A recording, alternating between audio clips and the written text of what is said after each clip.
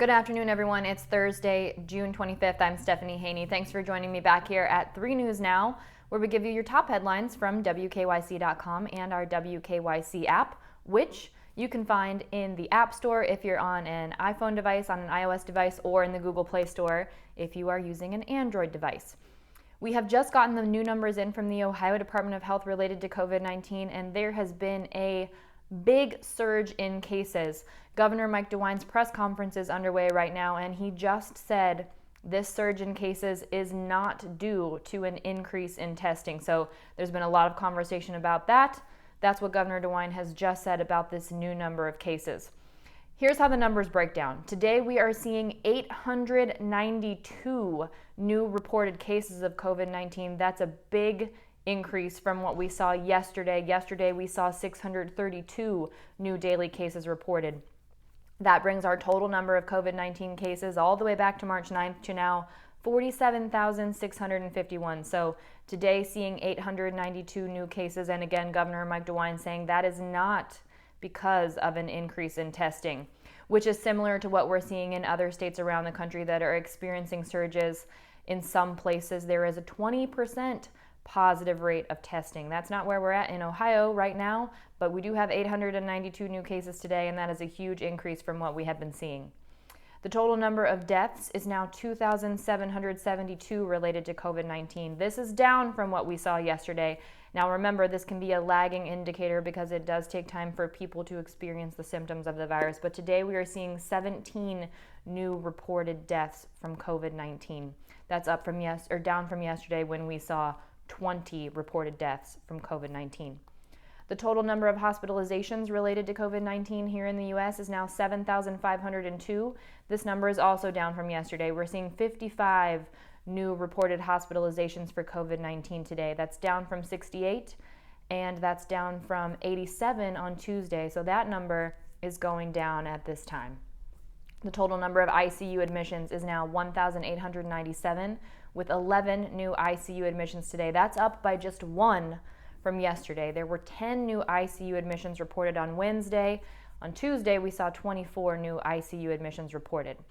Now, across the U.S. and globally, both cases and deaths are up. The new cases reported across the U.S. today, there have been 46,803 new COVID-19 cases reported across the U.S.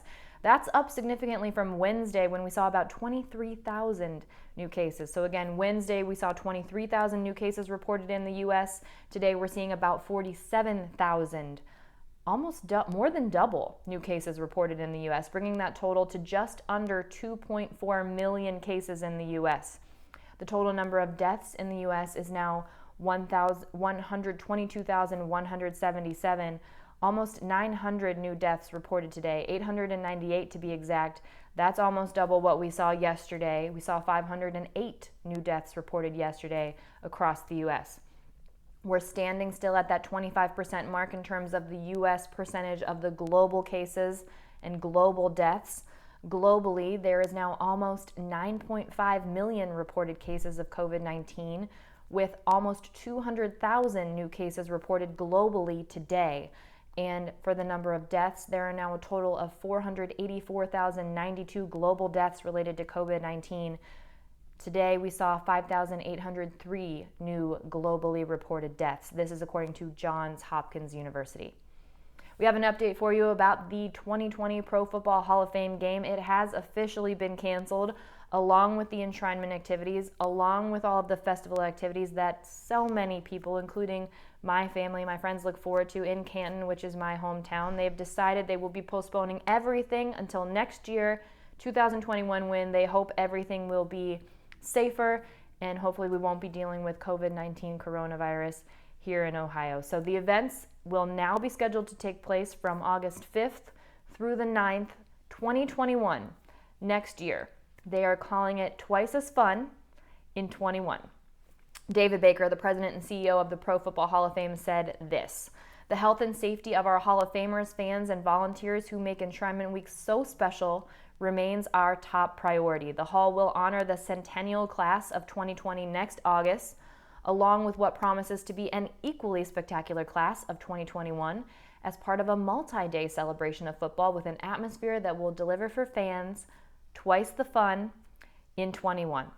Now, if you have ever had the pleasure of being at any of the Hall of Fame festivities in Cannes, you'll know it is quite the show. There's a lot of great things that go on.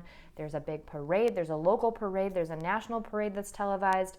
The game, of course, is a huge event. The enshrinement is a huge event. There's a fashion show, there's a ribs burn off, there's a balloon lift off, a whole bunch of things. So those will all be taking place next year now in a much bigger celebration. And this was a particularly special year because the NFL was celebrating its 100th anniversary. So in addition to the 5 modern players who were to be honored, running back Edgerrin James, wide receiver Isaac Bruce, safety Troy Polamalu, safety Steve Atwater, and offensive guard Steve Hutchinson, there was a slate of the Centennial class, a whole group of people who were supposed to be honored in addition to this year's modern day inductees. So now that whole group of people will all be honored next year, along with next year's modern day inductees. And of course, they do always include historical people as well in each class. Here's what you need to know if you have tickets. I know this is what you want to know. If you have tickets to the 2020 Hall of Fame game, you can hold on to them. If you hold on to them, that will ensure your seats for the game next year in 2021. The Dallas Cowboys will take on the Pittsburgh Steelers again in 2021. That is the plan. So you can hold on to those tickets and you will get your seats at the same price, or you can apply for a refund. Now, if you do keep your tickets, you will get a 25% discount on Hall of Fame merchandise if you buy it between now and March 31st. And you will get an opportunity to upgrade your seat if that option becomes available. Maybe somebody decides not to hold on to their seats or something like that. Now, if you had tickets to the enshrinement ceremony, here's what you need to know. You can hold those seats, and you will also be included in a pre-sale opportunity for tickets for the enshrinement honoring the class of 2021. So this makes it sound like there will be 2 separate enshrinement ceremonies, which makes sense because there are a whole lot of people included in that centennial class, along with those 5 modern day people for 2020, and there will be a group of people for 2021 as well. If you want a refund, you need to request that refund by July 31st, and there will be more information about the refund policy made available next Monday on June 29th. You can find that at the Pro Football HOF site, and of course we will link to it. We have it linked. That's going to be profootballhof.com/2020 ticket options. That's linked in the article that's on WKYC.com and in our WKYC app. Again, if you don't have the WKYC app, this is a great reason for you to download it in case you might need a refund on those tickets or you just want to check out what that policy is. Little more sports news for you. Cleveland Indians' EMMANUEL CLASE will be suspended for the full 2020 season from the Cleveland Indians. So the pitcher will be suspended for all 60 games of the 2020 season. He'll be eligible to return at the start of the 2021 season. So this includes any potential playoff run. This is actually working out a little bit better for CLASE because he was found to have violated Major League Baseball's substance abuse policy by testing positive for a performance-enhancing drug. So he was supposed to be suspended for 80 games this season. Well, we're not having 80 games this season. We're only having 60 games this season. So that penalty has been dropped down to 60 games, being the full season, and of course any playoff games if the Indians do make it to the playoffs. So CLASE has been described a young player, 22 years old, with one of the most unique pitches in baseball, throwing 100 miles per hour, but not necessarily throwing it straight. Definitely a tough pitch to hit. So he will be sitting out this season. As we said before when we were talking yesterday with our sports analyst Ben Axelrod, that 60-game season will begin on either July 23rd or the 24th. Players are expected to report for Spring Training 2.0 on July 1st, so that is next week. If you have been looking forward to Cedar Point opening, we have more information about that for you. They have released their operating schedule. There will be shorter hours and the new COVID-19 restrictions. So the park will be open from 11 a.m. to 8 p.m. and that is starting Thursday, July 9th. And that runs through Monday, September 7th. And reservations are going to be required. We do know that. But here's the thing, the water park, not going to open this season. Here's what Cedar Point's Tony Clark said in a blog post. He said, due to the reduced summer season, Cedar Point Shores Water Park will not open this year. We anticipate it will be back and better than ever in 2021. So no water park at Cedar Point. These hours are going to be a little bit reduced, 11 a.m. to 8 p.m. at least from Thursday, July 9th through Monday, September 7th.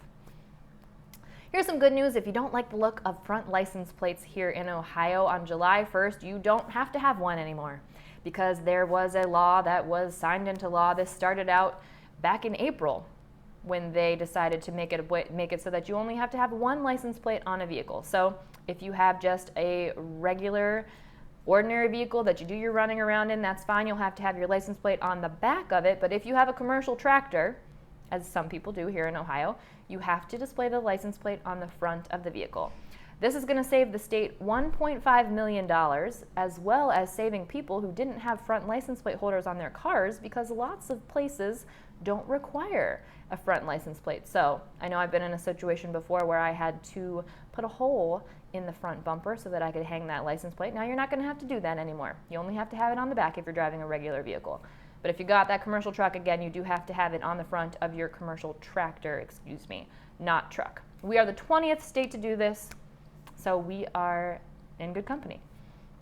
Here is some good news to end things on for you today. Splash Mountain at Disneyland in California, we talked about this in a previous update while I was out. It will be reimagined. People have been calling for this for a long time. So the Splash Mountain ride has derived from the film Song of the South, which has some problematic racial undertones, and people have been calling for the ride to be reimagined for a long time. Now Disneyland has said they are going to do it. So now the ride will be transformed into a Princess and the Frog ride. So the actual ride will probably stay the same, but what's going to change is the decor. So instead of seeing scenes from Song of the South along the ride, you will now see scenes from the Princess and the Frog. Disneyland is definitely getting on the wagon here with people who are rethinking things that just don't hold up today. They didn't hold up then either, but now we're more aware of it and people are making changes, and that's a good thing as we fight for racial justice in the United States. That is it for your 3 News Now afternoon update. Governor Mike DeWine's press conference is in process right now. We are streaming that on our Facebook page on WKYC.com and in the WKYC app, which you should download.